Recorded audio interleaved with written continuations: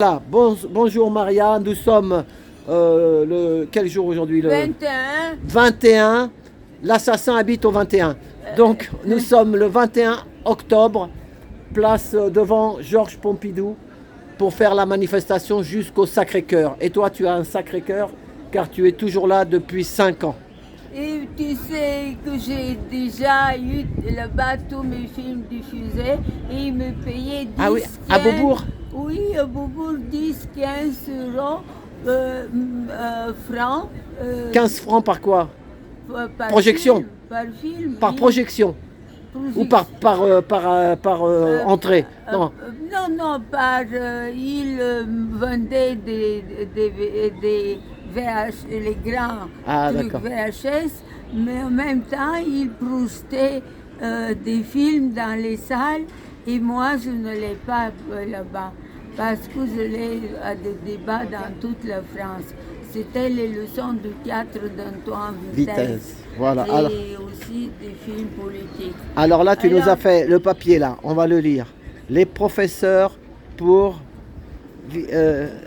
C'est qu'est-ce qui a marqué là? Les professeurs, pour vivre, doivent donner dans leurs cours aux élèves comment faire la Commune de Paris 2023 pour inclure les élèves dans la vie et pas qu'ils pensent que l'argent. Courage, je vous aime, Maria. Maria. Voilà. Occupez-vous de professeurs. C'est vrai, tu sais qu'il y a un pauvre professeur qui s'est fait tuer. Mais, oui, Tu as entendu ça à Arras, Oui, par un terroriste. oui, deuxième. Deuxième professeur. Et moi qui, depuis 1600 ans et plus 500 ans sous les Turcs, j'ai des deux familles, des professeurs qui travaillaient du côté de ma mère dans la ville et donnaient des cours aux enfants, tu vois. Donc on ne peut pas tuer chez nous. Si on tue en Bulgarie un professeur, on tue Dieu. C'est Dieu. Qu'est-ce que tu penses de ça? Là, Valérie, elle m'a montré un truc. Il y a des livres qui se vendent 30 euros pour les élèves. À partir de, je ne vais pas dire des histoires, je ne suis pas tellement au courant, moi, mais j'ai vu, elle m'a montré le truc. Ils veulent faire l'éducation sexuelle, mais renforcée pour les enfants. À partir de 5 ans, 6 ans, qu'est-ce que tu penses de ça? Est-ce que tu crois qu'ils ont besoin de l'éducation renforcée? Non, moi je pense que... Ça vient tout seul, la vie, ça vient tout seul, ils apprennent les choses. Mais ils parlent de ça dans le monde entier, ils veulent faire l'éducation sexuelle renforcée pour les petits chérubino, les bambini, tout piccolini. Mais parce que tout ce qu'ils veulent faire, c'est supprimer l'éducation. L'éducation gêne beaucoup. À l'éducation parentale, avec les parents, papa, maman. Et dans les écoles et dans les lycées, parce qu'il y a deux différences. Nous, en Bulgarie, un pionnier dans le communisme, qu'est-ce qu'on faisait? De l'âge 8 jusqu'à la fin de l'éducation, hautes études, 25 ans, on savait tout. On nous disait comment faire. Il fallait s'occuper du peuple parce qu'on dit chez nous, tu ne nais pas pour toi, tu ne nais pas pour toi, tu nais pour le peuple. Et eux et nous, on s'occupait de toute la vie. Et comme ça, la vie marchait de tonnerre. Je me souviens qu'à 8 ans, je savais plus que les profs, surtout, et mon père, quand on a commencé à mettre rien dans les cours, il a pris tous les livres et il les a mis dans un grand, comment on dit ça, quand tu mets, là où tu mets le bois, et tu les brûles. Il a tout brûlé, il a dit, regarde la belle bibliothèque qu'on a. Et parce que après-guerre, tout de suite, il est allé voir qu'est-ce que c'est à Moscou, le communisme, pour savoir comment il fera, qu'est-ce qu'il fera. Et donc, rentrant, il a commencé la Commune de Paris après-guerre. Tu vois, moi, qu'est-ce que je veux te dire? Et moi, j'ai fait le lycée russe. Et quand j'étais au lycée, déjà je parlais et je comprenais le russe et j'ai lu tous les livres et je racontais l'avant-garde de 1928. Superbe écrivain, super poète.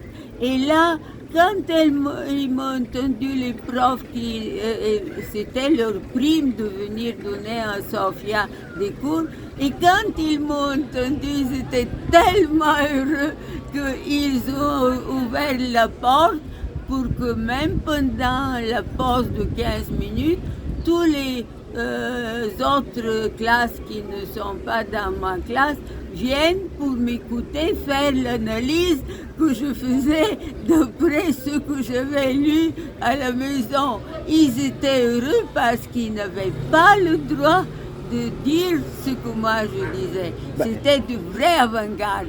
Et après, ils m'ont dit, tu vas finir magnifiquement bien, tu auras un bon avenir. Et il m'a appris tellement bien le russe que quand je parle ici avec un russe, ils disent « Oh, vous venez de Moscou !» Eh bien, moi, je vais te dire, pour moi maintenant, ce qu'ils veulent, c'est que les jeunes, ils posent pas de questions et qui travaillent juste pour la banque, pour les oligarques, et qui pensent justement, si cette histoire sexuelle là, ça existe de plus en plus, bah, ils vont penser à ça, au sexe, à la consommation, et puis travaille, consomme et ferme ta gueule. Voilà. On l'avait dit depuis 5 ans. Oui, à l'argent, c'est ça. Travaille, consomme et ferme ta gueule. Voilà. Oui, bah, c'est ça. Et nous, les Gilets jaunes, depuis 5 ans, on le dit, mais on a de moins en moins de monde, voilà. Il y a moins en moins de monde. Il y a Dan, tu connais Dan le Corse? Oui. Il a fait ce matin ses adieux. Ah bon? Oui, il a dit que... Oh, tu sais, les Corses... Il a donné ses adieux. Peut-être qu'il va revenir, mais pour l'instant, il a fait ses adieux. Les adieux, donc on passe une pensée à Dan. Moi, j'aime bien toujours Dan, parce qu'il n'est pas mort encore, il est vivant, hein, le Corse. Oui. Et les Corses, surtout... Ça mange bien en Corse, hein, des châtaignes, et du bruccio, et vive à la Corse. Mais en tout cas, il en a marre parce qu'il dit plus personne vient dans la rue. Il n'y a personne. T'as vu, il y a de moins en moins de monde. Mais tu sais quoi? Il n'y a plus que toi et moi et 30 personnes là. Qu'est-ce qu'on fait? Mais tu oublies que c'est l'hiver, il fait très froid. Ah, mais après, ça sera l'automne. Et l'été, il fera trop chaud. Ah oui. Non, mais moi, je suis heureuse. Tu l'aimais bien, toi, Dan, le Corse? Tu le connais? Oui, moi, dis-lui un petit mot à Dan, alors. Dan, tu ne sais pas, mais tu t'en vas, mais il y a les Corses qui sont revenus juste devant la sortie de métro de la Sorbonne Cluny. Ils vendent la charcuterie corse. Ils vendent la charcuterie corse, mais qu'est-ce qu'ils me donnent pour mon courbon? Ils sont généreux, les Corses. Oh, qu'est-ce qu'ils me donnent? Et mes courbons mangent et vont là-bas devant le jardin parce qu'il y a un petit jardin là-bas et ils se mettent devant et disent « Ga, ga, ga, merci ». Ils leur disent merci. Et ils savent, et tu ne peux pas savoir combien depuis 2 jours, ils mangent mieux que les vieux riches du monde entier dans les bons restaurants parisiens. D'accord, Maria. Et le titre de ta vidéo, moi je crois qu'on pourrait l'appeler « L'éducation pour les enfants selon Maria ». Ah oui, tu as raison. Ça c'est bon, à ton époque, comme tu as dit, tu pouvais réciter les choses, d'autres classes venaient t'écouter. Maintenant, c'est celui qui parle de trop, on le met au coin, reste dehors, reste à la porte, toi tu parles trop. Alors après, il ne parle plus. Et là, ou tu lèves la main quand on t'appellera. Alors tu lèves la main, moi j'avais mal au bras, après je ne levais plus la main. À l'école, il fallait lever la main, j'avais la main levée comme ça. Et puis à un moment, j'avais mal au bras parce qu'elle interrogeait d'autres. Parce qu'elle savait que moi, des fois, je parlais pas comme il fallait. Alors pour pas que, comme ils veulent pas tout le temps entendre ils interviewent le premier de la classe. Tu oublies que moi, je vais faire une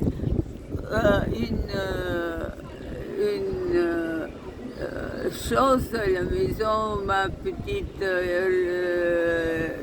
de 27 mètres carrés, mon petit oui, un centre culturel. Un centre culturel, je veux faire.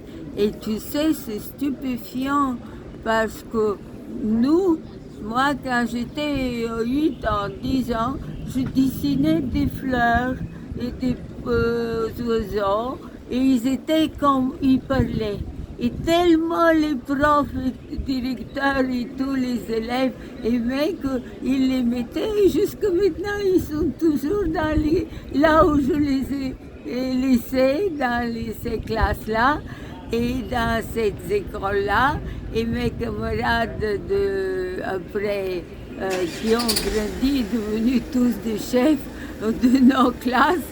Et eux, ils les mettent comme...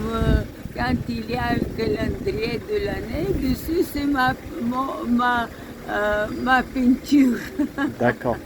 Voilà, et moi pour remonter le moral des gens, parce qu'on ne va pas aller écouter sur LDC News, la chaîne LDC News sur YouTube, allez voir Jean-Louis Fouché en direct au téléphone, place Saint-Michel, à côté de chez toi. Il était en direct, place Saint-Michel. Allez voir ça, Jean-Louis Fouché en direct au téléphone, place Saint-Michel, LDC News, c'est-à-dire 10 minutes.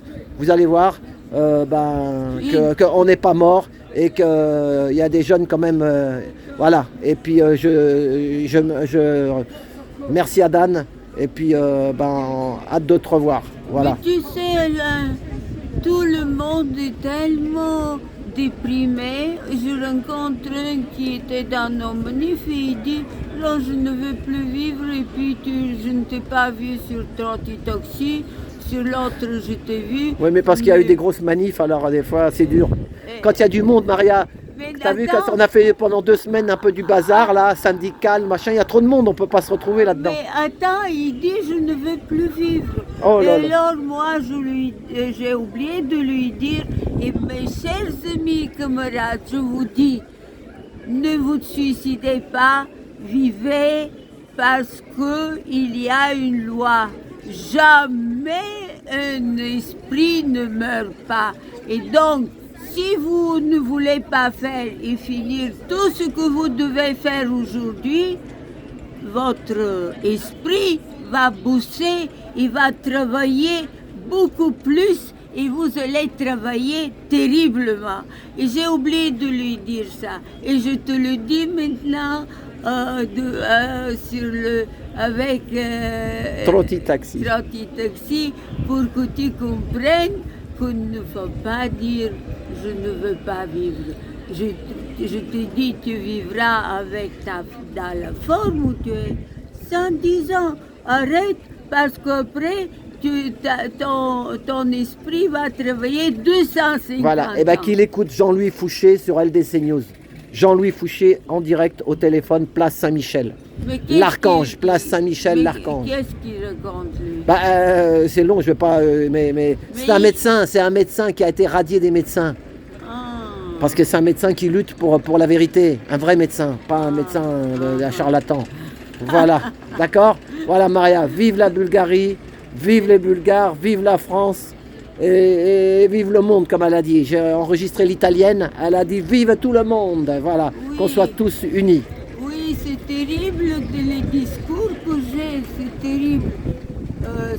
Quand je montre ça, tu parles bien, vous tous, oui, chers mais ça, amis, camarades, on l'a lu déjà, vous êtes obligés de s'occuper des profs pour ne pas être tués. Voilà. Tu sais, j'ai participé à un énorme rassemblement à l'école normale supérieure où il y avait une salle pleine de vieux et de quelques jeunes. Et je leur ai dit ça parce que je suis allée vers la fin pour ne pas entendre blabla. C'est ça. Voilà, merci Maria. Allez, bonne semaine à tous et à samedi prochain si vous le voulez bien. Oui, courage, je vous aime. Venez tous samedi prochain parce qu'il faut se battre pour que les gens vivent et que la 3e guerre mondiale se termine. Merci beaucoup Maria. À tout bientôt. Courage, je vous aime.